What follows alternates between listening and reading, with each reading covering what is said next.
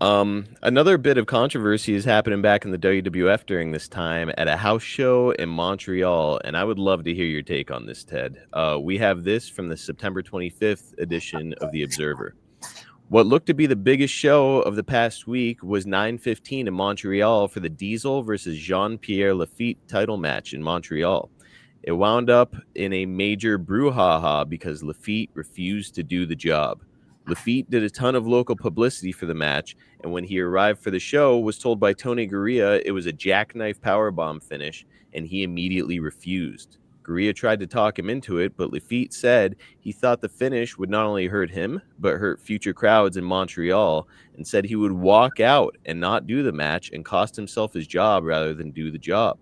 Finally, Vince McMahon was called at home, and after a 15-minute conversation, McMahon and Pierre agreed to a double countout. Diesel was apparently mad about this, made worse because Shawn Michaels was riling him up about it, saying that Pierre should be fired.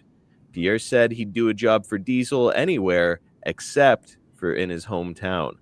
So, Ted, this is something that we hear about all the time as fans. When guys were in their hometown or close to their hometown, they didn't want to do the job for anyone. In this instance, however, it's someone refusing to do the job for the WWF champion, Diesel. What's your take on this? You know, business is business. And when you sign on, and you know what the deal is, you know what the deal is, was it like every now and then all of us have to eat a shit sandwich. Yes. So take it like a man.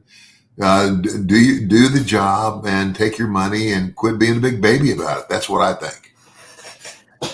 To me, it's unimaginable to say like, "Hey, we're close to my Who's hometown." that guy? I can't remember his name. What was his name? Jean-Pierre Lafitte. He was one of the Quebecers. So after Jacques Oh, Rougeau, yeah. The Quebecers. Oh my God. At this point, he was a pirate. He had split off from the Quebecers. He was Jean-Pierre Lafitte, the pirate. And I mean, to me, it's unimaginable. You're getting a shot with Diesel, the WWF champion, the flag bearer for the company, and you're like, I can't put him over. It's too close to my hometown. Like, what are you talking about, dude? Yeah. But the money you're making, maybe no. It's crazy. And I like the guy. He's actually still an active wrestler. He wrestles under the name PCO. And he's got a Frankenstein's monster gimmick, which is pretty cool. And he's still active. He can still do some pretty spectacular stuff. But in this instance, I mean, completely off the mark for me. And if you can't put over the WWF champion, who can you put over? Exactly. Yeah. No, the whole thing was silliness, in my opinion. Yeah. Well, Ted, he's still around today, and I would say it to his face. Yeah. I mean, hey, brother, you should do the job. I mean, it's pro wrestling. It's not real. All those people out there don't really think you're the beat all,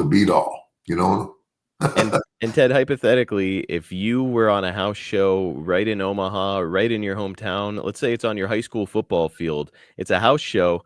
I know you well enough to know that you would put over any. Who cares? Who cares where the location is? It's business. Yeah.